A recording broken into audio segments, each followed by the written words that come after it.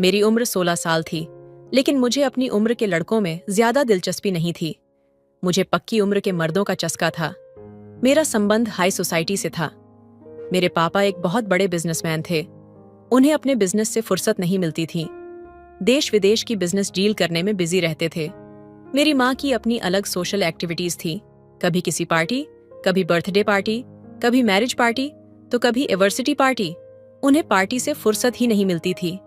मैं अपने माँ बाप से बहुत ज्यादा मजबूर थी, अपनी किस्मत से लाचार थी। मेरे माँ बाप मुझ पर बिल्कुल भी ध्यान नहीं देते थे, लेकिन मुझे इस बात की कोई परेशानी नहीं थी। बचपन में मुझे इस बात का दुख होता था कि मैं अपने माँ बाप के साथ समय बिताऊं, लेकिन जैसे जैसे मैं बड़ी होती गई, मेरी अपनी अलग एक्टिविटीज होती चली गई। मैं भी अपनी दुनिया में मगन हो गई थी। मैं धीरे धीरे एक खुदगर्ज टाइप की लड़की बन गई थी। मुझे सिर्फ अपनी खुशियों से मतलब रह गया था। मैं जो हासिल करना चाहती थी वह किसी भी प्रकार कर लेती थी। मैं बचपन से ही बहुत अलग मिजाज की लड़की थी। मैंने 16 साल की उम्र में ही कई बार सारी हदें पार कर ली थीं। सोसाइटी के आवारा लड़कों से मेरी दोस्ती थी और मैं उन लड़कों से रिश्ता बना चुकी थी। कभी कभी तो मैं 40-42 साल के मर्द के साथ भी अपनी मर्जी से रिश्ता बना लेती थी। बल्कि ज्यादा उम्र के मर्दों के साथ संबंध बनाते हुए मुझे ज्यादा अच्छा लगता था। कम उम्र के लड़कों से मैं सेटिस्फाई नहीं हो पाती थी। ये मेरा एक अलग ही शौक था। लोग इस उम्र में पढ़ाई पर ध्यान देते हैं, जबकि मैं इन चीजों में पड़ चुकी थी। मेरी माँ को मेरे बारे में सारी बातें मालूम थीं कि मैं क्या करती फिर रही हूँ, लेकिन उनके पास इतना समय नहीं था कि वह मेरी अच्छी परवरिश करती। वह अपनी ही दुनिया में मग्न थी। और फिर हमारे जैसे हाई सोसाइटी में, अमीर घरों में लड़कों से दोस्ती करना कोई गलत नहीं समझा जाता था।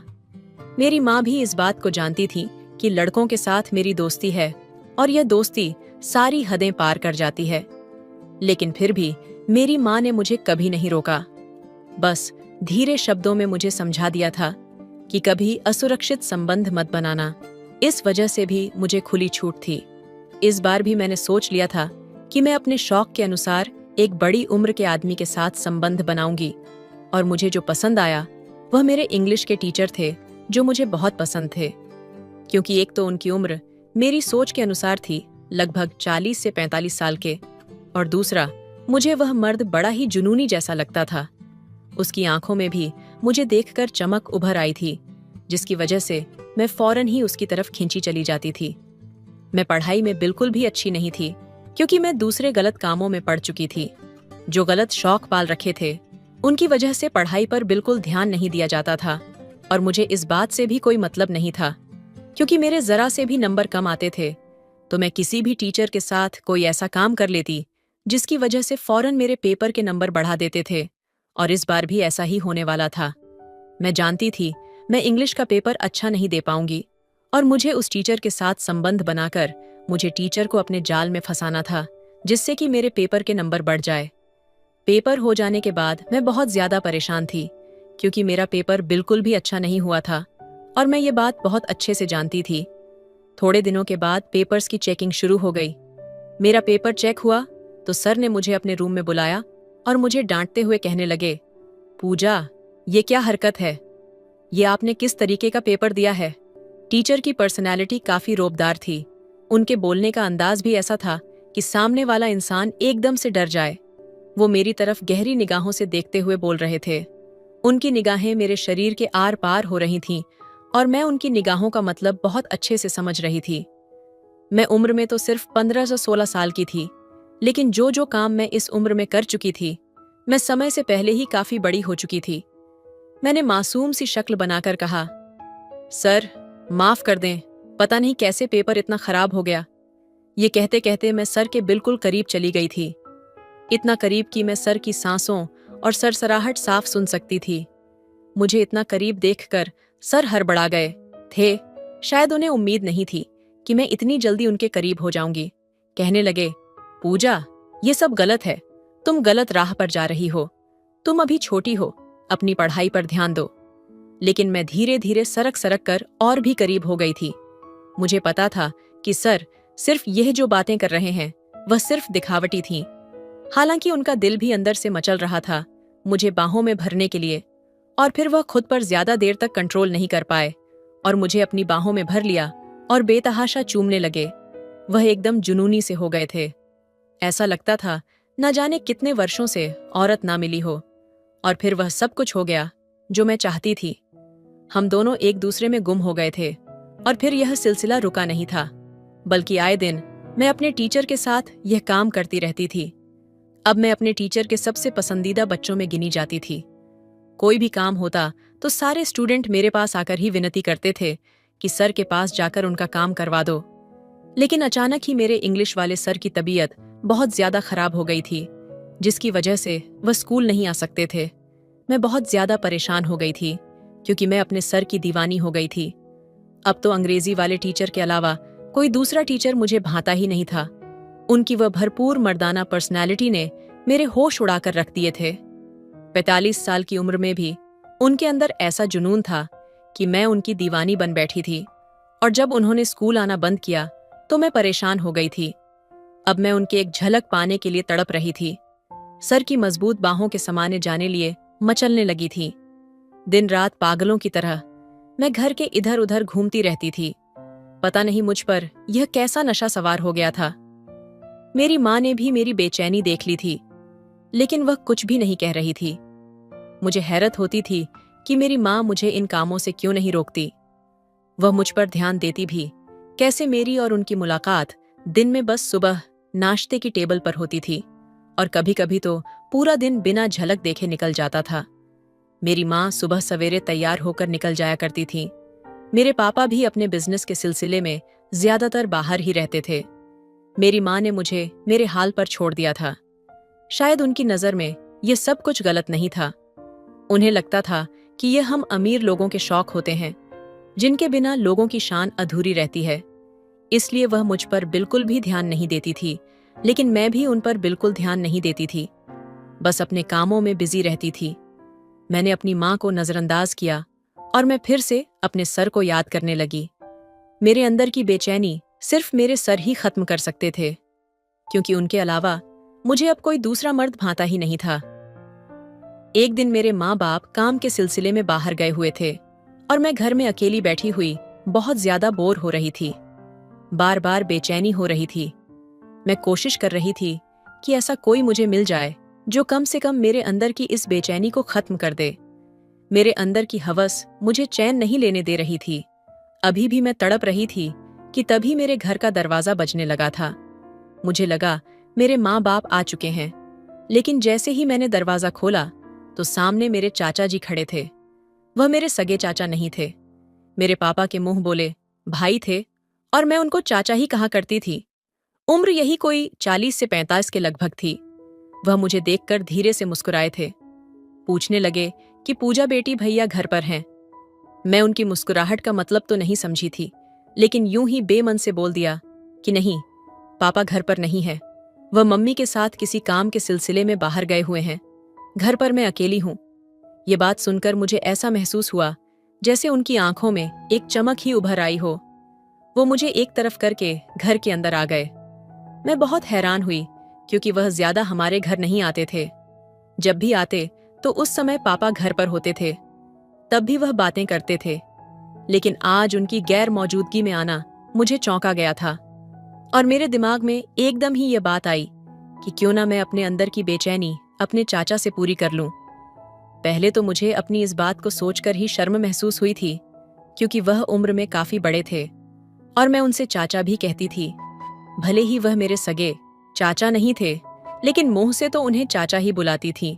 और अगर यह बात मेरे घर में मालूम हो जाती तो मेरे माँ बाप ना जाने मेरा क्या हाल करते कि मैं बाहर तो मुंह मार ही रही हूँ। मैंने अब यह काम घर के अंदर भी शुरू कर दिया, लेकिन मैं तो एक अलग ही आग में जल रही थी। मेरे अंदर की तड़फ मुझे बेचैन कर रही थी और मुझे बिल्कुल बर्दाश्त नहीं हो रहा था।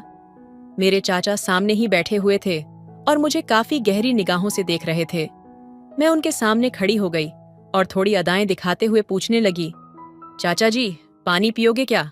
चाचा जी कहने लगे, हाँ जरूर, मैं पानी पी लूंगा।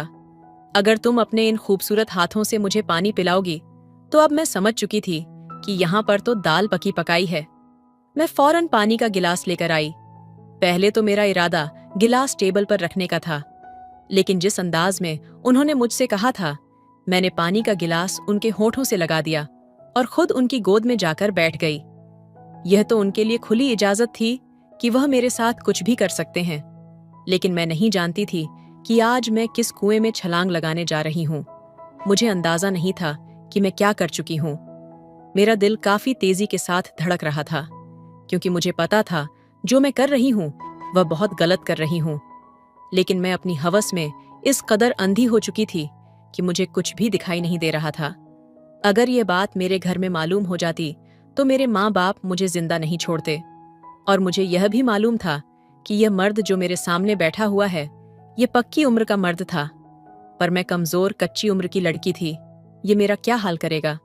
मैं शायद यह सोचकर भी सुकून से थी, क्योंकि अब तक मैंने कई ज्यादा उम्र के मर्दों के साथ रिश्ते बनाए थे, तो मैं इस मर्द को भी झेल लूंगी। लेकिन मुझे नहीं पता था ये मर्द मेरा क्या हाल करेगा। मेरा पानी उनके लबों से लगाने की देर थी कि उन्होंने वह गिलास साइड पर रखा और मुझे अपनी बाहों में जकड़ लिया और अचानक ही मुझे चूमने लगे। और उसके बाद जो हुआ, मेरी तो चीख उस पूरे कमरे में निकलने लगी थी। थोड़ी ही देर बाद में उजड़ी हुई हालत में बैठी हुई थी। मैं बहुत से मर्दों के साथ वक्त बिता चुकी थी, लेकिन मैं नहीं जानती थी कि मेरे चाचा मेरी ऐसी हालत कर देंगे। अब मेरी हालत बहुत ज्यादा खराब थी। वह मुझे इस खराब हालत में छोड़कर जा चुके थे। मेरी हालत किसी बेजान गुड़िया की तरह थी। मैं एक तरफ को लुढ़क गई थी।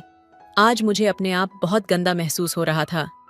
मैंने यह काम कई मर्दों के साथ किया था, दुकान वाले चाचा के साथ, स्कूल में टीचर के साथ, पानी देने वाले अंकल के साथ।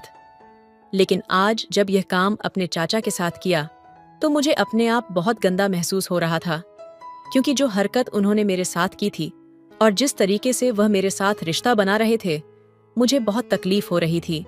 मैं बहुत रोई थी और उनके आगे गिड़गिड़ाकर विनती की थी कि मुझे छोड़ दो। जब उन्होंने मुझे अपनी बाहों में जकड़ा था तो मेरी हड्डियों को तोड़कर रख दिया था। मेरे शरीर का एक एक अंग दर्द कर रहा था। मुझे अपने आप से घिन आ रही थी। मैं बार बार खुद को कोस रही थी कि आखिर मैं क्यों उनकी गोद में जाकर बैठ गई और अपने आप को उस गंदे इंसान के हाथों में सौंप दिया। मैं बहुत रोई थी। मेरा ये दुख ऐसा था जो मैं सिर्फ अकेली मना सकती थी। अपना ये दुख न किसी को बता सकती थी और न ही सुना सकती थी। थोड़ी देर बाद जब मेरी माँ घर आई और मेरी हालत देखी तो काफी परेशान हो गई। मुझसे पूछने लगी कि इस बार किसके साथ मुंह काला किया है और घर के अंदर ये हरकत करते हुए तुझे शर्म नहीं आई? मैंने तुझे आजादी दी थी, लेकिन इसका यह मतलब नहीं था कि तू घर के अंदर ही अपना मुंह काला करे। मैंने तुझे तेरे बॉयफ्रेंड बनाने पर भी कोई रोक टोक नहीं की थी, लेकिन तेरे अंदर पता नहीं कौन सी आग भरी है कि वह आग तेरे बॉयफ्रेंड से ठंडी नहीं होती। बताओ, आज घर पर कौन आया था? लेकिन मैं कुछ भी नहीं बोल पाई। पापा घर आते इससे पहले ही मेरी माँ मुझे जबरदस्ती पकड़कर कमरे में ले गई थी, लेकिन मुझसे बिल्कुल भी चला नहीं जा रहा था। मेरी हालत बहुत ज्यादा खराब हो गई थी, क्योंकि मेरे चाचा तो मेरी सोच से भी कहीं ज्यादा तेज निकले थे। उन्होंने 2 घंटे मेरे साथ गुजारे थे और इन 2 घंटों में कई बार मेरा इस्तेमाल किया था। मैं चाहकर भी उनसे खुद को छुड़ा नहीं पाई थी। मेरी माँ ने मुझे बाथरूम में ले जाकर बंद कर दिया और खुद ही मुझे नहलाया था। मेरे अंदर तो इतनी ताकत भी नहीं थी कि मैं खुद ही नहा लेती। मेरी हालत इतनी खराब थी कि मैं अपने हाथ भी नहीं उठा पा रही थी। मुझे आज अपने किए पर अफसोस हो रहा था। मैं बार बार खुद को कोस रही थी कि मुझे ऐसा नहीं करना चाहिए था। अगर मैं ऐसा न करती तो आज मेरी हालत ऐसी न होती। मेरी माँ बार बार मुझसे पूछ रही थी कि बताती क्यों नहीं, घर में कौन आया था, किसके साथ तूने अपना मुंह काला किया है। लेकिन मेरे पास बताने के लिए कुछ भी नहीं था, इसलिए मैं खामोशी से उनकी बातें सुनती रही और अपने मुंह से एक शब्द भी नहीं निकाला, क्योंकि मैं जानती थी अगर मैं यह बात उनके सामने रख देती हूँ कि मैंने आज किसके साथ वक्त बिताया है, तो वह अपना सर दीवार पर दे मारती, मेरी ही जान ले लेती। वह कैसे यह बर्दाश्त करती कि मैं अपने ही चाचा के साथ ही, वह तो मेरा गला ही दबा देती। इसी वजह से मैं खामोश थी, क्योंकि मुझे अपनी जिंदगी बहुत प्यारी थी। लेकिन कुछ भी कहो, आज मुझे बहुत अफसोस हो रहा था। अगले दिन भी मेरी तबीयत ज्यादा खराब थी। पूरा शरीर दर्द कर रहा था। कुछ दिन तक ऐसा ही रहा, लेकिन मैं जल्द ही ठीक हो गई थी और फिर से मेरी वही आवारा गर्द शुरू हो गई थी, जहां मुझे अपना शिकार नजर आता। मैं उसके साथ अपना काम निकाल लेती। मैं इस काम में इतनी परफेक्ट खिलाड़ी हो चुकी थी कि मुझे सामने वाले की आंखों से नजर आ जाता था कि वह मेरे साथ क्या करना चाहता है, वह मेरे बारे में कैसे ख्याल रखता है, और उस हिसाब से मैं उस इंसान को फंसाने में आसानी महसूस करती थी। बहुत से लोग मेरी तरफ जल्दी ही ध्यान दे देते थे, लेकिन बहुत से लोग ऐसे भी होते थे जिनको फंसाने में मुझे बहुत मुश्किल पेश आती थी। मर्द तो मर्द ही होता है। थोड़ी मुश्किल पेश आती थी, लेकिन वह भी मेरे जाल में फंस ही जाता था। मेरा शिकार ज्यादातर 30 साल के ऊपर के मर्द रहते थे। 30 से 45 साल के मर्द मुझे बहुत ज्यादा पसंद आते थे, मुझे बहुत सुकून देते थे, क्योंकि बड़ी उम्र के मर्द पहले ही हवस के पुजारी होते थे, और मुझ जैसी कमसीन हसीन लड़की जब उन लोगों को मिल जाए तो वो लोग दीवाने हो जाते हैं और मुझे किसी भी सूरत पर नहीं छोड़ते थे। वक्त तेजी के साथ गुजर रहा था और मैं हर रोज यह काम करती आ रही थी। एक दिन मेरे माँ बाप काम के सिलसिले में बाहर गए हुए थे कि अचानक एक कालीन बेचने वाला आदमी हमारे दरवाजे पर आया। वो दरवाजा खटखटाकर पूछने लगा कि बहन जी, कालीन लेना है क्या? मैं आज भी बहुत बेचैन थी, किसी शिकार की तलाश में थी। मुझे तो उस काम की लत लग चुकी थी, जिसकी वजह से मैं किसी भी तौर पर अपनी इस बेचैनी को किसी न किसी के जरिए पूरी कर लेती थी। लेकिन आज मुझे अपनी ख्वाहिश पूरी होती नजर नहीं आ रही थी। मैं घर में भी अकेली थी। जब मैंने उस कालीन वाले को देखी तो मुझे अपना आप बहकता हुआ महसूस हुआ। वह देखने में काफी खूबसूरत आदमी था। सफेद सुर्ख रंगत, लंबा चौड़ा सा मर्द। मुझे एकदम ही उसको देखकर ख्याल आया, क्यों ना मैं इसके साथ ही आज का काम निकाल लूं। मैंने अपने प्लान के अनुसार उस आदमी को अपनी अदाओं की जाल में फंसा लिया। वो शायद मुझसे इस तरह की उम्मीद नहीं करता था। मेरी इस तरह की हरकत पर वह चौंक गया था, लेकिन धीरे धीरे वह भी बहकता चला गया। मैंने उस कालीन वाले को बहाने से घर के अंदर बुला लिया था और फिर कमरे का दरवाजा भी बंद कर दिया। मेरी इस हरकत पर उसके हाथों से कालीन छूट गए थे। अब वह मेरे करीब हो गया था, क्योंकि मेरी तरफ से पूरी इजाजत थी कि वह कुछ भी कर सकता है। कुछ ही मिनट में उस कालीन वाले ने मुझे संतुष्ट कर दिया था। उसके जाने के बाद आज मुझे फिर से एक बार अफसोस हो रहा था, लेकिन मेरे अंदर की बुरी लड़की मुझे यह गलत काम करवा रही थी। मेरे अंदर बुराई बैठ चुकी थी और इस बुराई के बिना मेरी जिंदगी नहीं गुजरती थी। मेरी आंखें बुझ रही थीं।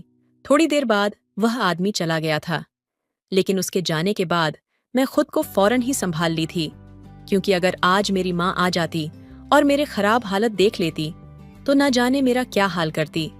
लेकिन उस दिन के बाद से मेरी तबीयत बहुत ज्यादा खराब रहने लगी थी। मेरी माँ भी मुझे जांच हुई नजरों से देख रही थी। बार बार मुझसे पूछती, तुम्हें क्या हुआ है? दिन बदन इतनी कमजोर क्यों हो रही हो? मैं भी अपनी हालत से परेशान थी। दिन बदन कमजोर होती जा रही थी। अब तो मेरे मुंह के अंदर छाले भी पड़ रहे थे और मेरे शरीर पर भी निशान आने शुरू हो गए थे। मेरी हालत को देखकर मेरी माँ बहुत ज्यादा परेशान हो गई थी। मेरे माँ बाप भी मेरी हालत को देखकर बहुत ज्यादा दुखी थे कि आखिर उनकी बेटी को क्या बीमारी हो गई है जिसकी वजह से वह इतनी कमजोर होती जा रही है। पहले तो मेरी माँ मुझे पास के ही एक क्लिनिक पर लेकर गई। डॉक्टर ने मुझे दवाइयाँ दे दी और कहने लगे शायद एलर्जी वगैरह हो गई है। कुछ दिनों तक मैं वह दवाइयाँ खाती रही, लेकिन कोई भी फायदा नहीं हुआ था। धीरे धीरे भूख खत्म होती जा रही थी और शरीर दिन बदन कमजोर होता जा रहा था। शरीर पर छाले भी बनने लगे थे। जब उस डॉक्टर की दवाई से कोई फायदा नहीं हुआ तो मेरी माँ मुझे एक बड़े अस्पताल लेकर गई, लेकिन उन्होंने भी कोई खास बीमारी का नहीं बताया। यही बोल दिया शायद मुंह की गर्मी की वजह से छाले हो गए हैं और शरीर पर एलर्जी हो गई है। लेकिन मैं कुछ भी खा पी नहीं रही थी, क्योंकि मुझे अपने गले के अंदर तक छाले महसूस हो रहे थे। उधर मेरे माँ बाप मेरी हालत को देखकर बहुत परेशान थे। मैं हर आए दिन जो लोगों के साथ संबंध बनाती थी, अब मेरा दिल इन कामों से भर चुका था। अब मेरा दिल ही नहीं करता था। ये सब काम करने के लिए बस मैं अपने कमजोर शरीर के साथ बेबस मजबूर थी। अपने बिस्तर पर पड़ी रहती थी। मेरे माँ बाप मुझे हर रोज किसी न किसी डॉक्टर के पास लेकर जाते, तो कभी किसी बाबा के पास लेकर जाते कि शायद मेरी तबीयत में सुधार आ जाए। लेकिन ऐसा कुछ भी नहीं हो रहा था कि जिससे मेरी तबीयत ठीक हो जाती। और एक दिन तो मेरी हालत कुछ ज्यादा ही खराब हो गई। मुझे उल्टियां आनी शुरू हो गईं। मैंने कुछ नहीं खाया था, उसके बावजूद भी मुझे उल्टियां हो रही थीं। मेरा पूरा गला ऐसा लग रहा था जैसे किसी ने ब्लेड से काट दिया हो। मेरे चेहरे पर जगह जगह निशान आ चुके थे। मेरी माँ मेरी हालत से बहुत परेशान हो रही थी। वह फौरन मुझे अस्पताल लेकर भागी थी। अस्पताल में मौजूद एक डॉक्टर ने जब मेरी हालत देखी तो वह भी डर गई थी और उसने फौरन ही टेस्ट लिखकर दे दिए। और जब मेरे टेस्ट हुए और रिपोर्ट सामने आई तो हम लोगों के होश उड़ गए थे। मुझे तो अपने कानों पर भी विश्वास नहीं हो रहा था कि वह डॉक्टर क्या बोल रही है। मेरी माँ ये सब खबर सुनकर जमीन पर गिर गई थी। उन्हें विश्वास नहीं हो रहा था कि डॉक्टर यह क्या बोल रही है। मेरी माँ को मेरे गलत कामों के बारे में पता था। उन्हें पता था कि मैं हर रोज नए मर्दों के साथ संबंध बनाती हूँ, लेकिन माँ ने मुझे कभी नहीं रोकने की कोशिश की, बल्कि दबे शब्दों में मुझे समझा दिया था कि फौरन से नहा लेना, खुद को साफ सुथरा रखना, सेफ रखना। लेकिन उस दिन जब वह कालीन बेचने वाला मेरे करीब आया था तो मैं बस ऐसे ही खुद को साफ कर ली थी, और यही मेरी सबसे बड़ी गलती हुई थी। जो बात डॉक्टर ने मुझे बताई थी, मैं अपना सर पकड़कर बैठ गई थी कि मैं एक ऐसी बीमारी में घिर चुकी थी जो लोगों के साथ संबंध बनाने से हो जाती है, अय्याशियां करने की वजह से होती है। यानी कि मुझे एड्स हो चुका था, और यह बीमारी कोई आसान बीमारी नहीं होती। लोग ऐसे लोगों से नफरत करते हैं, उनकी तरफ देखना भी पसंद नहीं करते। वो डॉक्टर काफी नफरत और हीन भाव से मुझे देख रही थी। वह समझ चुकी थी मेरे कारनामे क्या थे, जबकि मैं जब से यह बात सुनी तो मुझे अपने पैरों पर खड़ा होना मुश्किल हो रहा था। मैं इस बीमारी के बारे में बहुत अच्छे से जानती थी। मुझे थोड़ा बहुत इस बीमारी के बारे में मालूम था जब मैं एक सीरियल देख रही थी। उसके बाद मुझे इसके बारे में पूरी जानकारी हो गई थी कि यह बीमारी किन लोगों को होती है, और इस बीमारी के बाद इंसान को किन चीजों का सामना करना पड़ता है, और उस इंसान की जल्दी से जल्दी मौत हो जाती है। उसकी मौत बहुत ही दर्दनाक होती है। तड़प तड़प कर उसकी मौत आती है। मेरा दिल खून के आंसू रो रहा था। मुझे विश्वास नहीं आ रहा था कि मैं क्या गलती कर बैठी हूं, जबकि मेरी माँ भी अपना सर पकड़े हुए बैठी थी। कहने लगी, पूजा, मैंने तुझे कितना समझाया था। शुरू में मैंने तुझे रोकने की कोशिश की थी, लेकिन जब मुझे लगा तू नहीं मानेगी तो मैंने तुझे तेरे हाल पर छोड़ दिया था। लेकिन तुझे यह भी समझा दिया था कि तुझे खुद को सेफ्टी रखना है। लेकिन तूने यह क्या कर दिया? ये क्या कर बैठी तू? अब मैं तेरे बाप को क्या मुंह दिखाऊंगी? दुनिया जमाने को क्या मुंह दिखाऊंगी? हम दोनों ही रो रहे थे। मेरे बाप को जब मेरी माँ ने घर जाकर यह बात बताई तो वह भी हैरान हो गए थे, क्योंकि मेरे पापा का तो इस बारे में जरा भी जानकारी नहीं थी।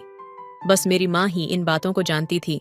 और आज मुझे अपनी माँ पर भी अफसोस और गुस्सा आ रहा था कि जब उन्हें मेरे बारे में सारी बातें पता थीं तो उन्होंने मुझे इन बात के लिए रोका क्यों नहीं। मेरे पापा यह खबर सुनकर सर पकड़कर बैठ गए थे। वह गुस्से से मेरी माँ पर चीखने चिल्लाने लगे, जब तुम्हें मालूम था तुम्हारी बेटी गलत कामों में पड़ चुकी है तो तुमने उसे रोका क्यों नहीं? मेरी माँ ने रोते हुए कहा कि यह मेरी बात नहीं मानती थी, तभी मैंने इसे इसके हाल पर छोड़ दिया था।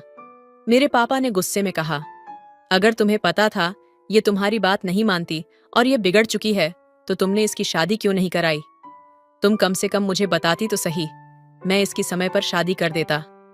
मेरी माँ सर झुकाए सारी बातें सुन रही थी और बर्दाश्त कर रही थी, जबकि मैं एक कोने में बैठी सिसक रही थी, क्योंकि मैं समझ चुकी थी मेरी मौत अब जल्द होने वाली है। और इतनी दर्दनाक मौत का सोचकर मेरे रोंगटे खड़े हो रहे थे। मेरे पापा मेरे करीब आए और मेरे मुंह पर एक जोरदार थप्पड़ मार दिया। कहने लगे, अच्छा हुआ जो तेरे साथ ये हो गया, और भगवान ने चाहा तो तुम कुत्ते की मौत मरोगी। तुम जैसी औलाद से अच्छा है कि मैं बे औलाद होता। तुम्हारे पैदा होते ही तुम्हारा गला घोड़ देता।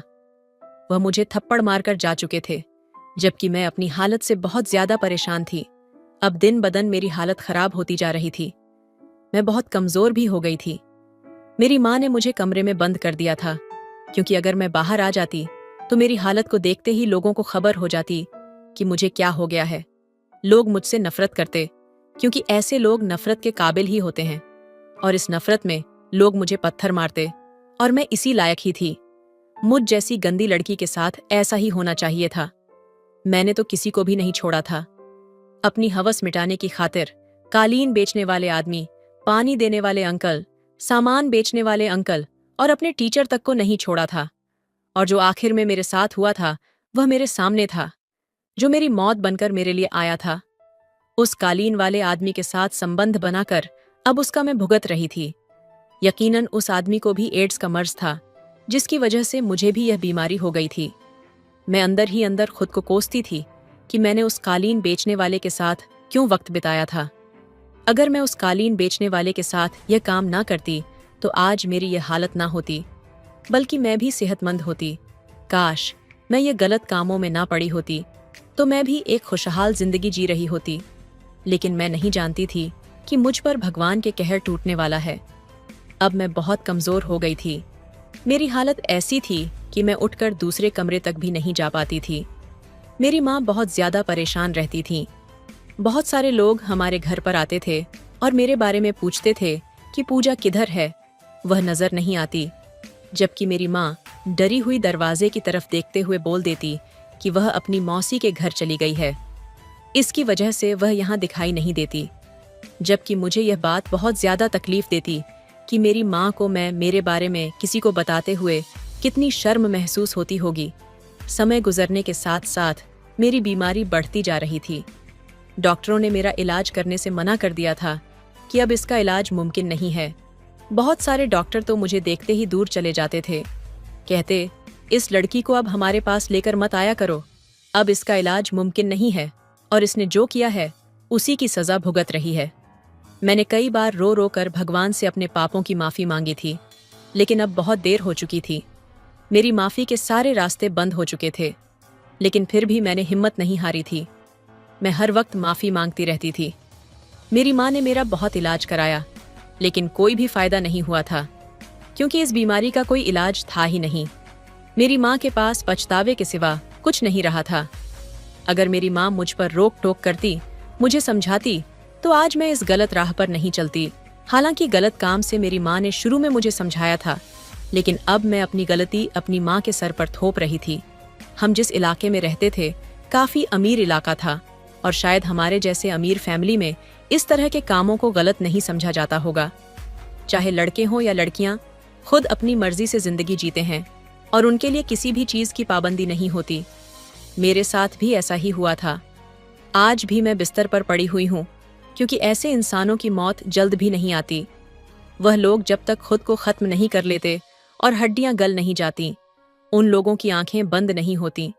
मैं अब आप सबको यही बोलूंगी कि भगवान के लिए ऐसे गलत कामों में ना पड़े। अपनी मोहब्बत, अपना तन, अपना मन सिर्फ और सिर्फ अपने जीवन साथी के लिए संभाल कर रखें। इस कहानी को सुनाने का बस यही मकसद है कि जो लोग इन गलत कामों में पड़ चुके हैं, भगवान के लिए आप लोगों से हाथ जोड़कर विनती है कि इन गलत कामों में ना पड़े। और अगर आप गलत कामों में पड़ चुके हैं तो अभी आपके पास समय है। अपने कदम पीछे खींच ले और अपने भगवान से माफी मांग ले और आगे से यह काम करने से तौबा कर ले, क्योंकि यह गंदगी का रास्ता है। गंदगी में कदम रखोगे तो गंदगी तुम्हारे शरीर से जरूर लिपट जाएगी, और इस गंदगी के दाग ऐसे होते हैं जो छुटाने से भी नहीं छूटते। तो दोस्तों, यह थी आज की कहानी। आपको कैसी लगी हमें कमेंट में जरूर बताएं। वीडियो अच्छी लगे तो लाइक करें, शेयर करें, सब्सक्राइब करें। धन्यवाद। पत्नी के गांव लौट जाने के बाद मैं अकेला पड़ गया था। मेरी भी कुछ ऐसी जरूरतें थीं जो मैं पूरी करना चाहता था। मेरे फ्लैट के नीचे वाले फ्लोर पर एक आंटी रहती थी। उनकी उम्र करीब 45 साल थी, जो कि दिखने में बेहद खूबसूरत थी। और अगर उम्र की बात की जाए तो वह 45 की होने के बावजूद भी 30 के करीब ही लगती थी। मैं अक्सर उनसे हंसी मजाक कर लेता था, और आंटी भी काफी चुलबुली टाइप की थी। वह मेरे किसी भी मजाक का बुरा नहीं मानती थी। वह आंटी भी मुझसे खुलकर हर तरह की बातें करती थी। मैं अपने फ्लोर पर अकेला रहता था, इसलिए अपना दिल बहलाने के लिए आंटी के पास चला जाया करता था। आंटी अपने दिलचस्प बातों से मेरा मूड फ्रेश कर देती थी। एक दिन मेरी तबीयत बिगड़ गई और मैं ऑफिस नहीं गया। मैंने सोचा आंटी के पास जाकर टाइम पास कर लेता हूँ। उनसे बात करूंगा तो अकेलापन भी महसूस नहीं होगा और घर की याद भी नहीं आएगी। मैं उनके घर गया तो आंटी चाय बनाने लगी, और जैसे ही वह चाय का कप देने के लिए झुकी तो उन्होंने अपना पल्लू जानबूझकर गिरा दिया। सामने का नजारा देखकर मैं बेकाबू हो गया। मैं समझ गया था कि आंटी को क्या चाहिए। तभी मैंने आंटी की तरफ एक कदम आगे बढ़ाया और उसके दोनों लड्डुओं को अपने हाथों से पकड़कर। दोस्तों, आपसे विनती है कि मेरे चैनल को सब्सक्राइब जरूर कीजिएगा। चलिए कहानी शुरू करते हैं। मेरा नाम अनुज है और मेरी उम्र 27 साल है और मैं एक शादीशुदा आदमी हूँ। मेरे 2 बच्चे भी हैं और मैं उनसे बहुत प्यार करता हूँ। मैं बिहार के एक छोटे से गांव का रहने वाला हूँ, लेकिन पिछले 10 सालों से मैं दिल्ली में रहकर जॉब करता हूँ। मैं एक बहुत ही शर्मीला किस्म का इंसान हूँ, इसलिए मुझे लड़कियों से बात करने में भी बहुत शर्म आती है। शादी से पहले भी मैंने किसी लड़की से बात नहीं की थी। एक बार मेरे दोस्त की चचेरी बहन ने मुझसे बात करने की कोशिश भी की थी, तब मैंने ही उसको मना कर दिया था। मेरा मन तो बहुत करता था, लेकिन मैं किसी भी लड़की से कुछ बोल नहीं पाता था। हालांकि ये बात मैं बता दूं कि मेरी दिलचस्पी शुरू से ही लड़कियों से ज्यादा आंटियों में रहती थी, क्योंकि आंटियों को बहुत ज्यादा एक्सपीरियंस होता है और वह जल्दी से मान भी जाती हैं। यह उस समय की बात है जब मैं दिल्ली में किराए के मकान में अपने पूरे परिवार के साथ रहता था। शुरू में हमारे घर की हालत काफी अच्छी थी, क्योंकि मैं अच्छे पैसे कमा लेता था, लेकिन फिर धीरे धीरे हमारे घर के हालात बिगड़ते चले गए। दरअसल हुआ ये था कि मेरी माँ की तबीयत बहुत ज्यादा खराब हो गई थी। मेरी माँ गांव में ही रहती थी। जब उनकी तबीयत ज्यादा खराब हुई तो मुझे अपने पूरे परिवार के साथ गांव वापस लौटना पड़ा। हम थोड़े दिन गांव में ही रहे और माँ की सेवा की। जब माँ की तबीयत में सुधार आने लगा तो मैं अपने पूरे परिवार को गांव में छोड़कर वापस दिल्ली आ गया। लेकिन इस बार मैं अकेले ही आया था। मैं अपनी पत्नी और बच्चों को साथ नहीं लाया था। पत्नी के साथ न होने की वजह से मेरी कुछ जरूरतें अधूरी सी रहती थीं। अब मैं सोचता था कि काश मुझे ऐसा कोई मिल जाए जो मेरी जरूरत पूरी कर सके, पर मैं इतना शर्मीला था कि किसी से बात तक करने में भी मुझे बहुत शर्म आती थी। मैं आपको अपनी एक खासियत और बता देता हूँ कि मेरे परिवार की हर एक भाभी से मेरी बहुत अच्छी बनती है। मैं जिस फ्लैट में रहता था उसी फ्लोर के नीचे एक भाई साहब अपने परिवार के साथ रहते थे। उनके परिवार में उनकी पत्नी और 2 बेटियां थीं। मेरी उन लोगों से कभी कभी हेलो हाय हो जाती थी। जब मुझे वहां रहते रहते 6 महीने से ज्यादा हो गए तो उन लोगों के साथ मेरे घरेलू संबंध हो गए थे। हम कभी कभी साथ मिलकर लंच और डिनर भी किया करते थे और कभी कभी साथ में घूमने भी जाया करते थे। भाई साहब मुझ पर बहुत भरोसा करने लगे थे और वैसे भी मैं एक भरोसे वाला इंसान हूँ। मैं किसी को धोखा नहीं देता हूँ। आंटी मुझसे बहुत अच्छे से बात किया करती थी और मैं भी उनसे हंसी मजाक कर लिया करता था। जब आंटी के पति घर पर नहीं होते थे और आंटी को हॉस्पिटल या बाजार जाना होता था तो वो मेरे साथ ही जाती थी। इसी बीच हम आपस में बहुत सारी बातें किया करते थे और मुझे आंटी का स्वभाव बहुत पसंद आने लगा था। आंटी जब भी अपने घर पर कुछ स्पेशल खाना बनाती थी तो वह मेरे लिए भी भिजवाती थी। एक बार की बात है कि तबीयत खराब होने की वजह से मैं काम पर नहीं गया। आंटी की दोनों बेटियां स्कूल चली गई थीं और उनके पति भी ऑफिस जाने के लिए निकल गए थे। मैं अपने कमरे पर अकेला ही रहता था, पर जब सब चले गए तो मैंने सोचा कि आंटी के पास जाकर ही टाइम पास कर लेता हूँ। उनसे थोड़ी देर बात करूंगा तो मेरा भी मन अच्छा हो जाएगा और मुझे घर की याद भी नहीं आएगी। जब मैं आंटी के पास गया तो वह किचन में कुछ काम कर रही थी। मुझे देखते ही वह बोली, क्या हुआ देवर जी, आज आप काम पर नहीं गए? मैंने कहा, नहीं आंटी, आज थोड़ी तबीयत खराब है और मुझे घर की बहुत याद आ रही है। बहुत दिन हो गए हैं, मैं अपने बच्चों से नहीं मिला हूँ और अपनी पत्नी पूजा को भी नहीं देखा है। आंटी कहने लगी, क्या यार, तुम भी मुझे हर वक्त आंटी कहकर हमेशा यह एहसास दिलाने की कोशिश करते हो कि मैं बूढ़ी हो चुकी हूँ। देवर जी, तुम मुझे भाभी कहाँ करो। तो मैंने भी हंसकर कह दिया, ठीक है भाभी जी, अब खुश होना। मैं भाभी से किसी भी तरह की बात करने में नहीं शर्माता था, इसीलिए मैंने उनसे कहा, भाभी, आपको तो पता ही है कि हर आदमी की एक जरूरत होती है और मेरी पत्नी भी बहुत दिनों से मेरे पास नहीं है। कभी कभी तो लगता है कि उड़कर उसके पास पहुंच जाऊं। और इतना कहकर मैं हंसने लगा। वह बोली, बात तो आप सही कह रहे हो देवर जी, मैं समझ सकती हूँ कि आप पर क्या बीत रही है। आप थोड़ी देर यहीं पर बैठो, मैं आपके लिए चाय बनाकर लाती हूँ। आपको चाय पीकर थोड़ा अच्छा लगेगा। इतना कहकर भाभी चाय बनाने चली गई। मैं भाभी को ही देख रहा था। वह बहुत ही प्यार से मेरे लिए चाय बना रही थी। थोड़ी देर बाद वह कुछ लेने के लिए झुकी तो उनका वह नजारा देखकर मेरी तबीयत थोड़ी थोड़ी ठीक होने लगी थी। मेरी निगाहें रह रहकर उनके उन कयामत भरे अंगों पर उठ रही थीं, और जब भी ऐसा होता था तो मेरे तन बदन में हलचल सी मच जाती थी। भाभी कहने को तो काम कर रही थीं, पर उनका पूरा ध्यान मेरी हरकतों पर था। मेरी नजरों का भाव समझकर वह मन ही मन खुश हो रही थी।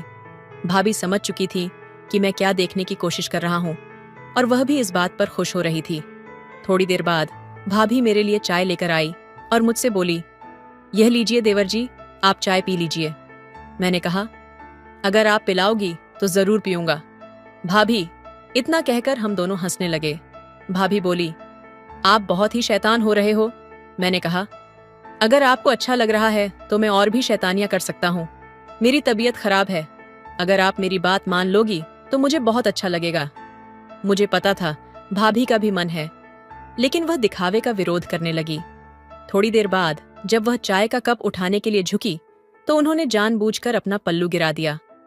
अब तो मेरी हालत और भी ज्यादा खराब हो चुकी थी। मैंने कुछ भी न सोचते हुए उनको जल्दी से गोद में उठा लिया और कमरे में ले गया और उनसे जी भरकर प्यार किया। मैंने बहुत मेहनत की थी, तब जाकर उनको खुश कर पाया। मेरी मेहनत देखकर भाभी बोली, अरे देवर जी, आपकी पत्नी तो आपसे बहुत खुश रहती होगी। तुम्हारे भाई साहब तो मुझ पर ध्यान ही नहीं देते हैं। मैं बिन पानी की मछली की तरह तड़पती रहती हूँ, और उनका मुझ पर तो कोई ध्यान ही नहीं रहता है। ऑफिस से आते हैं और खाना खाकर चुपचाप सो जाते हैं। मैं उनके लिए तैयार बैठी रहती हूँ, पर वो मेरी तरफ देखते भी नहीं है। मैंने कहा, कोई बात नहीं भाभी जी, अब से मैं आपको सब कुछ दूंगा जो आपको मिलना चाहिए। इतना सुनकर भाभी मेरे गले लग गई। अब तो यह सिलसिला रोज ही चलने लगा था। मैं भाई साहब के ऑफिस निकल जाने के बाद थोड़ी देर के लिए भाभी के पास जाया करता था, और उनको वह सुकून देता था जिसकी उन्हें जरूरत थी, और मैं भी इन सब के बाद ही मैं ऑफिस जाया करता था। कभी कभी भाभी को यह डर सताता था कि मैं कहीं किसी को कुछ बता ना दूं। मैंने भाभी से कहा था, आप बिल्कुल भी फिक्र मत करो, मैं एक बहुत ही भरोसे वाला इंसान हूं। मैं औरतों की बहुत कदर करता हूं, और मैं आपको कभी भी धोखा नहीं दूंगा। यह सिलसिला चलता रहा और हम दोनों एक दूसरे के बहुत करीब आ चुके थे। कुछ दिनों बाद हमारी जिंदगी में बहुत बड़ा बदलाव आने वाला था, क्योंकि मेरी पत्नी मेरे पास वापस आ गई थी। पत्नी के आ जाने के बाद मैं ज्यादातर समय उसी के साथ बिताता था और भाभी को बहुत ही कम समय दे पाता था। कभी कभी तो मैं उनके पास जा ही नहीं पाता था। मेरी पत्नी को भी शायद अब शक होने लगा था कि जरूर उसके पीठ पीछे मैं कुछ अजीब हरकतें कर रहा था। वह बोली, क्या आपको मेरी याद नहीं आती थी? मैंने कहा, भला ऐसा हो सकता है कि मैं तुम्हें याद ना करूं। मुझको पता था कि उसे मेरी बातों पर यकीन नहीं है, लेकिन मैं कर भी क्या सकता था। पत्नी के आ जाने के बाद से भाभी के पास जा ही नहीं सका, और मैं उन्हें बहुत याद करने लगा था।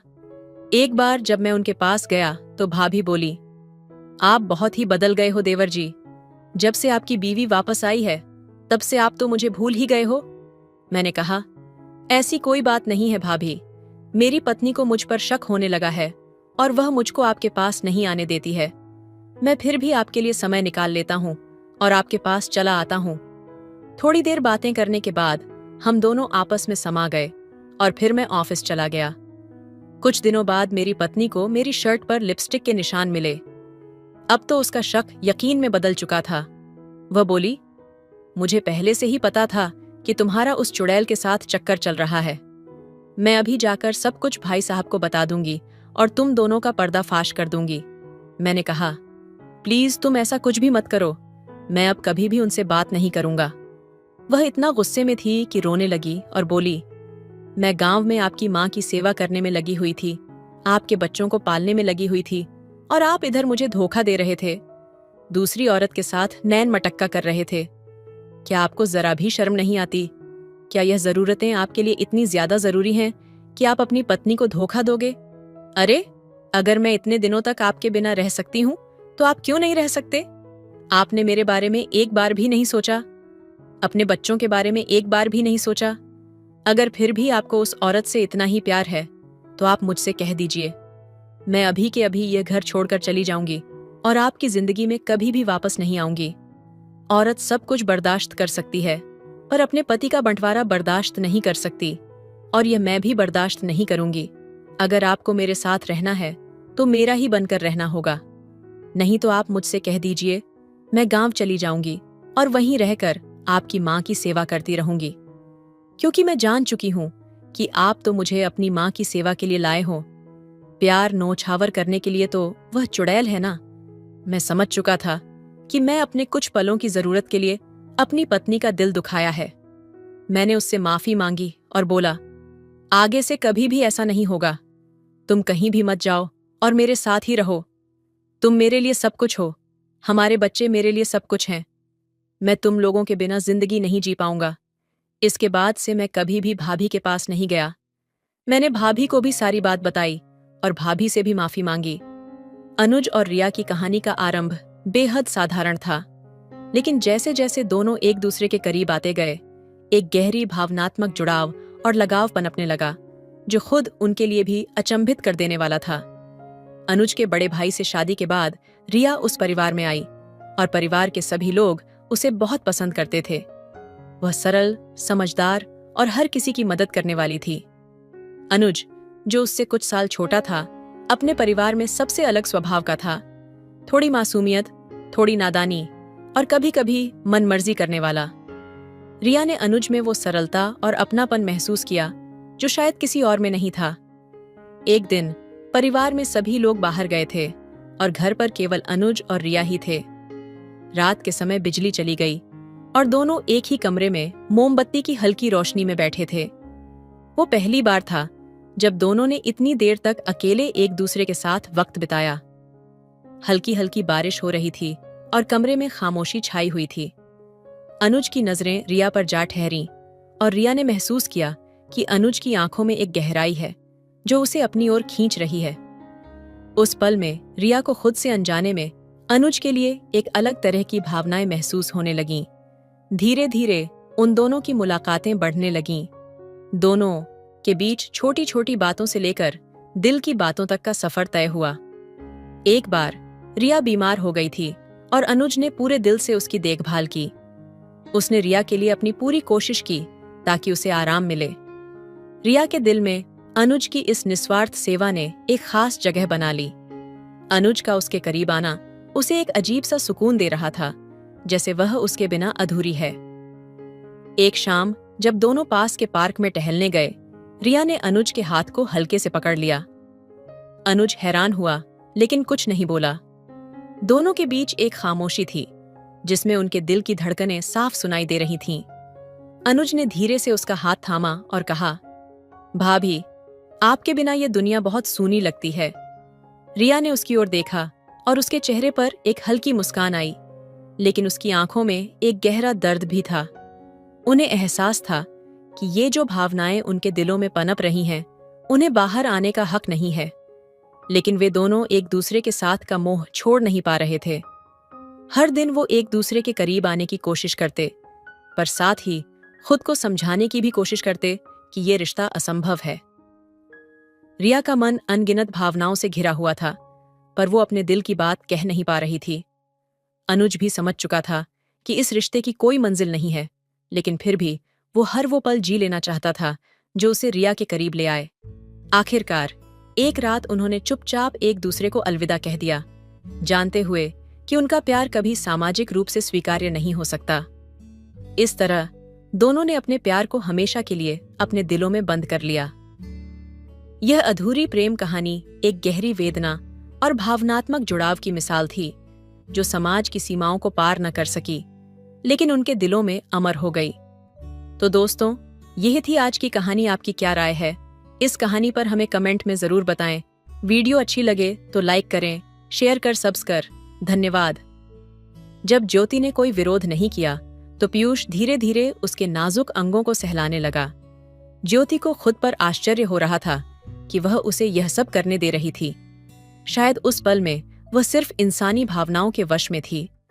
कुछ समय बाद पीयूष ने ज्योति के अंगों को हल्के से दबाना शुरू किया और फिर, नमस्ते दोस्तों, आप सभी का स्वागत है। मेरे अपने बेडरूम में आराम से लेटी हुई थी। अगर यह आम दिन होता तो उसकी सांस ने जरूर कोई ना कोई ताना मार ही दिया होता, लेकिन आज घर का माहौल कुछ अलग था। सब लोग बड़े खुश थे और ज्योति को भी आज से घर के कामों में थोड़ी राहत मिलने वाली थी। वह एक साधारण घरेलू महिला थी, लेकिन उसकी खूबसूरती ऐसी थी कि हर कोई उस पर फिदा हो सकता था। शादी को 7 साल हो चुके थे और शादी से पहले वह एक मल्टीनेशनल कंपनी में नौकरी कर थी। लेकिन शादी के बाद उसे सब कुछ छोड़ना पड़ा, क्योंकि उसके ससुराल वालों का बड़ा घर था और उनके इकलौते बेटे यानी उसके पति सब कुछ अकेले संभाल लेते थे। आज का दिन उसके लिए खास था। सब खुश थे, लेकिन ज्योति के मन में एक अजीब सा खटका था। जब वह अकेले कमरे में थी तो उसे 2 महीने पहले का एक किस्सा याद आ गया। उस दिन वह बस में बैठी हुई थी और सो रही थी। अचानक उसे अपने हाथ पर एक अजीब सा स्पर्श महसूस हुआ। जैसे ही उसने देखा तो वह पीयूष का हाथ था। पहले तो उसने सोचा कि शायद वह सो रहा होगा और गलती से उसका हाथ उसके हाथ पर आ गया होगा। लेकिन जब उसने फिर से सोने की कोशिश की तो कुछ देर बाद पीयूष का हाथ उसके हाथ पर फिर से सरकने लगा। उस समय ज्योति ने स्लीवलेस ब्लाउज पहना हुआ था, जिससे उसका हाथ खुला हुआ था। उसे समझ में आया कि यह गलती नहीं, बल्कि पीयूष जानबूझकर कर रहा है। पहले भी उसने 1-2 बार अनजाने में उसे छुआ था, लेकिन यह पहली बार था जब उसने ऐसा हिम्मत करके किया था। ज्योति उस वक्त मायके में एक शादी में गई थी और अब वह वापस देहरादून लौट रही थी। असल में उसका पति भी साथ आने वाला था, लेकिन उसे इन शादियों में कोई खास दिलचस्पी नहीं थी और तबीयत भी ठीक नहीं थी, इसलिए उसने ज्योति को अकेले ही भेज दिया। उन्होंने फ्लाइट से जाने की योजना बनाई थी, लेकिन मायके से जल्दी लौटना पड़ा और इसलिए फ्लाइट की टिकट नहीं मिली।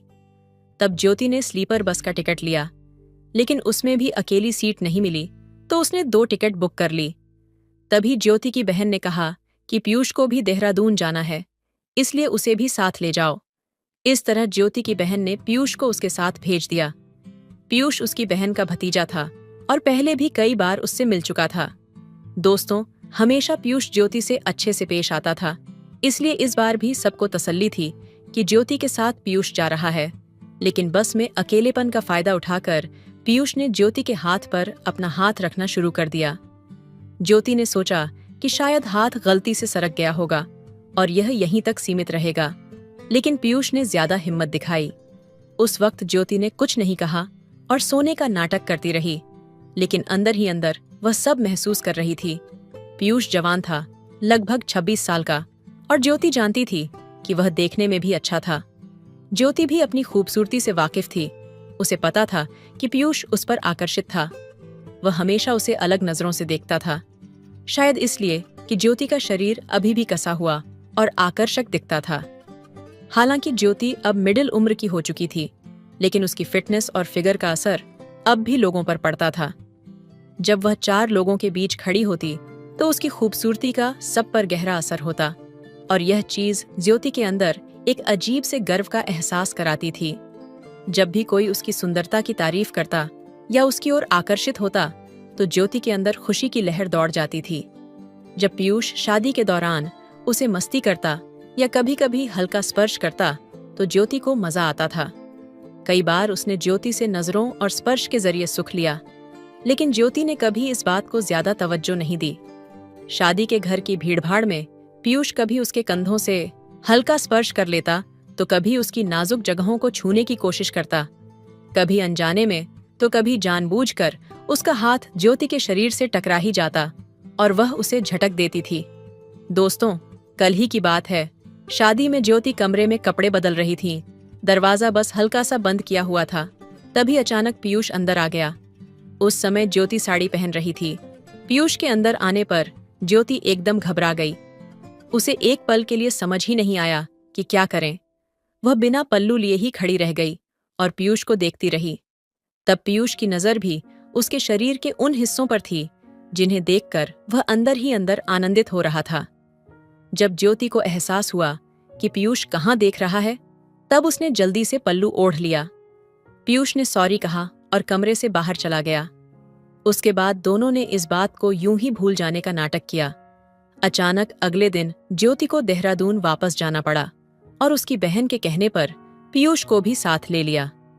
ज्योति को भी पीयूष के साथ देहरादून जाने में कोई ऐतराज नहीं था, क्योंकि बस के सफर में उसके साथ देने के लिए कोई चाहिए था, इसलिए दोनों साथ में चल पड़े। उन्हें बस में ऊपर की बर्थ मिली थी।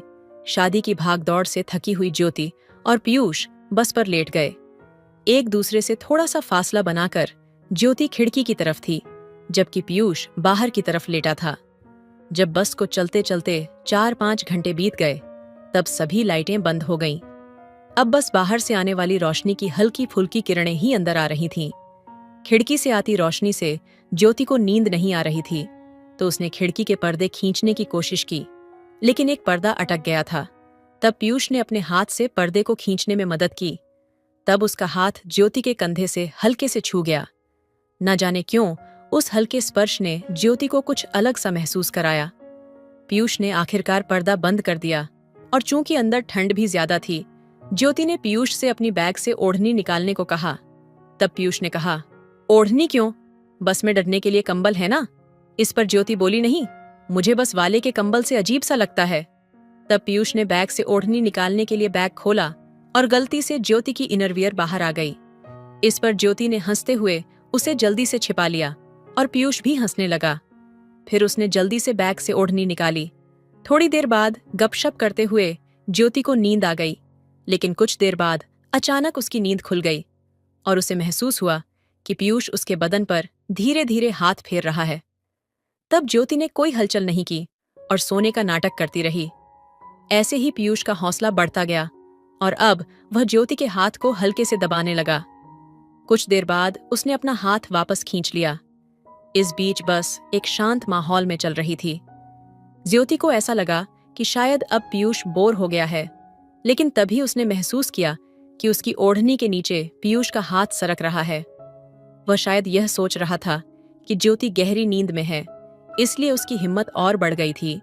ज्योति को अब उसकी बेधड़क हरकतों पर हैरानी हो रही थी, लेकिन उसने फिर भी कुछ नहीं कहा और चुपचाप लेटी रही। फिर पीयूष ने उसकी ओढ़नी हटाकर धीरे से अपना हाथ उसके पेट पर रख दिया और धीरे धीरे उसकी नाभ के पास घुमाने लगा। थोड़ी ही देर में उसकी हिम्मत और बढ़ गई और उसने अपना हाथ और आगे बढ़ाकर ज्योति के नाजुक हिस्सों को छुआ। वह बिना किसी झिझक के अब उसके गाल को सहला रहा था। ज्योति हैरान रह गई थी। कुछ करने का मन हुआ, लेकिन फिर भी उसने उसे नहीं रोका। शायद उस वक्त उसे भी उसका स्पर्श अच्छा लगने लगा था, इसीलिए उसने कुछ समय रुककर उसकी प्रतिक्रिया का इंतजार किया। दोस्तों, जब ज्योति ने कोई विरोध नहीं किया, तो पीयूष धीरे धीरे उसके नाजुक अंगों को सहलाने लगा। ज्योति को खुद पर आश्चर्य हो रहा था कि वह उसे यह सब करने दे रही थी। शायद उस पल में वह सिर्फ इंसानी भावनाओं के वश में थी। कुछ समय बाद पीयूष ने ज्योति के अंगों को हल्के से दबाना शुरू किया और फिर ज्योति अजीब सी भावनाओं में खोने लगी। यह स्पर्श ज्योति को बेहद परिचित लग रहा था और उसने समझ लिया था कि उसका शरीर भी उसके स्पर्श के लिए तैयार हो चुका है। यही वजह थी कि उसने उसे रोकने की कोशिश नहीं की। उसकी हरकतें इतनी धीमी और संयमित थीं, जैसे कोई खूबसूरत संगीत जो आपके होश उड़ा दे। पीयूष के इस स्पर्श में ज्योति खुद को भूलने लगी। वह भूल गई कि घर पर उसका बीमार पति उसका राह देख रहा है। वह भूल गई कि वह किसी की पत्नी है। उस समय वह बस एक औरत थी जिसे किसी के सहवास की जरूरत महसूस हो रही थी। शायद पीयूष भी सोच रहा था कि ज्योति गहरी नींद में है, या शायद वह जानता था कि ज्योति सब जानकर भी अनजान बनी हुई है। इन दोनों ही स्थितियों ने उसे और आगे बढ़ने का हौसला दिया। इसलिए अब पीयूष ने अपना हाथ ज्योति के ब्लाउज के बटन पर रखा और उसे खोलने की कोशिश करने लगा। सलीके से उसने अपनी उंगलियां अंदर सरकाई और धीरे धीरे ब्लाउज का बटन खोल दिया। अब पीयूष की सारी उंगलियां उसके भीतर थीं और उसका यह कदम ज्योति को अच्छा लगने लगा था। जैसे ही उसकी उंगलियां अंदर गईं, ज्योति की ओर से हल्की सी आवाज निकल गई। फिर उसकी उस प्रतिक्रिया से पीयूष को हरी झंडी मिल गई थी। उसने ज्योति को पीछे से कसकर पकड़ लिया और उनके शरीर एक दूसरे से सट गए। पीयूष की इस हरकत से ज्योति के शरीर में एक अजीब सा रोमांच महसूस होने लगा और वह और भी बेधड़क होकर उसके शरीर को छूने लगा। ज्योति पूरी तरह उत्तेजित हो चुकी थी। अंधेरे में वे दोनों अपनी ही दुनिया में थे और किसी को उनके बारे में पता चलने का कोई डर नहीं था। ज्योति को अंदर ही अंदर यह लगने लगा कि अब उसे और आगे बढ़ना चाहिए, क्योंकि उनके बीच अब तक केवल स्पर्श का संवाद चल रहा था। दोस्तों, ज्योति के इस रवैये को देखकर पीयूष ने शायद उसकी मंशा भांप ली थी। उसने धीरे से उसके बालों को हटाया और उसके खुले ब्लाउज की पीठ पर हाथ फिराने लगा। ज्योति अब खुद को पीयूष के हाथों में सौंप चुकी थी। तभी अचानक बस रुक गई और ड्राइवर ने ऐलान किया कि बस खाने के लिए सिर्फ 15 मिनट के लिए रुकेगी। तब पीयूष फटाफट अलग हो गया और ज्योति भी जल्दी से अपने कपड़े ठीक कर लिए। पीयूष थोड़ा शर्माया और बोला, सॉरी, चलो कुछ खा आते हैं। तब ज्योति ने उसे पास खींचा और उसके कान में कहा, क्यों खाना में पेट नहीं भरा?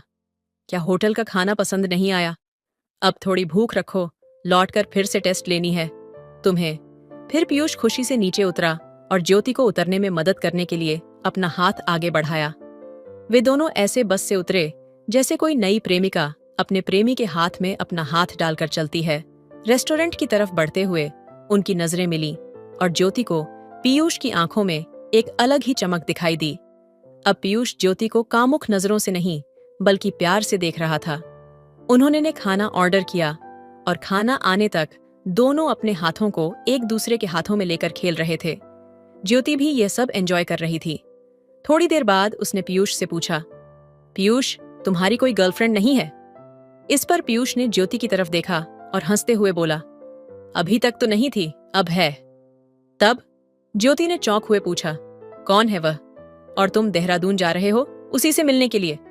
तब पीयूष मुस्कुराकर बोला, वह मेरे सामने बैठी है, उसे मिलने कहाँ जाना है? इस मजाक पर ज्योति जोर से हंस पड़ी और बोली, बहुत मजाकिया हो तुम। फिर आगे पूछने लगी, उसका कोई नाम तो होगा ना? तब पीयूष ने मुस्कुराते हुए कहा, तुम्हें तो उसका नाम पता ही है। ज्योति हंसते हुए बोली, अरे पीयूष, अब तुम मुझे ज्योति कहकर बुलाओ। बस में तुमने कहा नहीं और यहाँ कैसी बातें कर रहे हो? कहाँ कहाँ हाथ डाला और अब यहाँ व्यवहार कर रहे हो? पीयूष ने हंसते हुए कहा, ज्योति, तुम हंसती बहुत प्यारी हो। तुम्हें देखकर लगता ही नहीं कि तुम आंटी कहने के लायक हो। तुम्हारा शरीर अब भी एकदम फिट और आकर्षक है। इतना सुनने के बाद ज्योति ने कहा, मस्का मारना बंद करो, मुझे ये बातें सुनने की आदत नहीं रही। अब बस में लौटने पर तुम्हें और भी कुछ दिखाऊंगी, अभी जल्दी खा लो। तब पीयूष ने कहा, मैं बिल दे देता हूं, तुम बस में जाओ। ज्योति उसे रोकने की कोशिश कर रही थी, लेकिन वह उसकी बात नहीं सुनकर काउंटर पर बिल देने चला गया। दोस्तों, इधर ज्योति बस में जाकर शीशे के सामने खड़ी हो गई। ज्योति के चेहरे पर आज कुछ अलग ही चमक थी, लेकिन मन में एक ख्याल भी आया कि जो मैं कर रही हूं, क्या यह सही है या फिर इसे रोकना चाहिए? फिर भी उसकी वासना जो पीयूष ने जगाई थी, उसे रोक नहीं पा रही थी। घर लौटने के बाद भी जब तक उसका पति ठीक नहीं होता, यह भूख शांत होने वाली नहीं थी। तब ज्योति ने मन ही मन सोचा, अब पीछे हटने का कोई सवाल नहीं है। इस निश्चय के साथ ज्योति बस में बैठी खिड़की से बाहर पीयूष की राह देख रही थी। जैसे ही पीयूष आया, ज्योति ने उसे अपना हाथ बढ़ाकर बस में चढ़ने का इशारा किया। फिर पीयूष पर्दे लगाने लगा। तभी ज्योति ने उसे रोकते हुए बोली, थोड़ा ठहरो, जब बस सड़क पर चलने लगेगी तब अपनी गाड़ी चलाना। लेकिन याद रखना, मुझे धक्का मुक्की बिल्कुल पसंद नहीं है दोस्तों। उस क्षण ज्योति ने पूरी तरह से महसूस किया कि पीयूष के दिए उस जीवन रस को उसने अपने अंदर समाहित कर लिया। अब वे दोनों थक चुके थे। बस में होने की वजह से वे सभी बाधाएं पार नहीं कर पाए थे, लेकिन फिर भी ऐसा लग रहा था जैसे वे किसी दूसरी दुनिया में पहुंच गए हों। उन्होंने अपने कपड़े ठीक किए और गांव की देवी की आराधना करने के बाद अपने शरीर को नींद के हवाले कर दिया। सुबह बस के छेकर की आवाज से उनकी आंख खुली। वह कह रहा था, अपना सामान देख लीजिए, आधे घंटे में देहरादून का पहला स्टॉप आने वाला है। तब पीयूष ने मेरी तरफ देखा और कहा, मुझे पहले स्टॉप पर ही उतरना पड़ेगा। इस पर मैंने कहा, घर चलो, फ्रेश होकर जाना। मैं हमारे ड्राइवर को बोल दूंगी, तुम्हें जहां जाना हो वह वहां छोड़ देगा। तभी पीयूष बोला, नहीं, मेरे दोस्त का रूम पास में ही है और मुझे वहीं से एक कंपनी में इंटरव्यू देने जाना है। फिर पीयूष ने ज्योति का हाथ पकड़ा और कहा, थैंक यू, तुम्हारे साथ सफर बहुत अच्छा गुजरा। इतना कहकर वह फिर से ज्योति को गले लगा लिया और उसे चूमने लगा। फिर थोड़ी सी बाधाओं को पार करके ज्योति ने फिर से उसके जीवन रस को अपने अंदर समाहित कर लिया। उसके बाद जब पीयूष का स्टॉप आया, तब वह बस से उतर गया। बस से उतरते समय ज्योति ने उसे उसके इंटरव्यू के लिए बेस्ट ऑफ लक कहा। जैसे ही पीयूष बस से उतरा, ज्योति खिड़की से उसे जाते हुए देखने लगी। उसका चेहरा आत्मविश्वास से भरा हुआ था और एक हल्की मुस्कान उसके होठों पर खेल रही थी। तब ज्योति के मन में हल्की सी बेचैनी थी। लेकिन उस पल को जीने की संतुष्टि ने उसे शांति दी। उन दोनों के बीच जो कुछ हुआ वह किसी भी रिश्ते की नई शुरुआत थी, या फिर शायद सिर्फ उस पल का अनुभव। लेकिन एक बात तय थी, वह पल हमेशा ज्योति और पीयूष के दिल और जहन में रहेगा। फिर बस आगे बढ़ने लगी और ज्योति अपने ख्यालों में खो गई। पीयूष के साथ बिताए हुए वह लम्हे अब उसके यादों का हिस्सा बन चुके थे। उसके स्पर्श, उसकी आंखों की गहराई और उसका अंदाज, सब कुछ जैसे अभी भी उसके साथ था। ज्योति समझ चुकी थी कि यह जो हुआ वह एक सफर का हिस्सा था, एक ऐसा सफर जिसने उसे उसकी अपनी इच्छाओं से मिलवाया, उन ख्वाहिशों से जिन्हें उसने कभी महसूस नहीं किया था। थोड़ी देर बाद ज्योति अपने डेस्टिनेशन पर पहुंच गई। घर पहुंचते ही ज्योति के मन में विचारों का सैलाब उमड़ने लगा। क्या यह सब सही था? क्या मैंने खुद को अपनी सीमाओं से परे धकेल दिया? लेकिन फिर भी उसने खुद से एक सवाल किया, क्या मुझे इसका पछतावा है? तब उसके पास जवाब था, नहीं, मैंने वह किया जो मेरे दिल ने मुझे करने को कहा, और उस अनुभव ने मुझे एक नई पहचान दी थी। उसने यह सोचा कि पीयूष का वह आत्मविश्वास चेहरा ज्योति के मन में हमेशा के लिए बसा रहा। उसकी हंसी, उसकी बातें और वह जादू भरी रात उसके लिए कभी न खत्म होने वाली याद बन गई। यह सफर उन दोनों के लिए शायद सिर्फ एक मोड़ था, लेकिन ज्योति के लिए यह मोड़ उसकी जीवन की नई राहों को खोलने वाला था। तो दोस्तों, जिंदगी हमेशा हमें ऐसे मोड़ देती है जहां हम खुद को फिर से पहचानते हैं। शायद पीयूष के साथ वह सफर ज्योति के लिए खुद को समझने का एक जरिया था, अपनी इच्छाओं और सीमाओं को जानने का। और अब यह सफर खत्म हो चुका था, लेकिन इसकी छाप हमेशा ज्योति के साथ रहेगी। इन सब के बाद ज्योति ने एक गहरी सांस ली और उस सफर की मधुर यादों को अपने दिल में संजोते हुए अपने जीवन की नई राह पर आगे बढ़ने के लिए तैयार हो गई। निर्देश हर सफर जरूरी नहीं है कि किसी मंजिल पर जाकर खत्म हो। कुछ सफर हमें सिर्फ खुद से मिलवाने के लिए होते हैं, और यही उस अनुभव की खूबसूरती थी जिसने पीयूष और ज्योति को खुद से रूबरू कराया। तो दोस्तों, यह थी आज की हमारी छोटी सी कहानी। कहानी कैसा लगा कमेंट में जरूर बताएं, और चैनल में पहली बार आए हैं तो चैनल को भी सब्सक्राइब करें। आगे ऐसे रोमांचक कहानियां सुनने के लिए चैनल को सब्सक्राइब करें। फिर मिलते हैं एक नई स्टोरी में। धन्यवाद।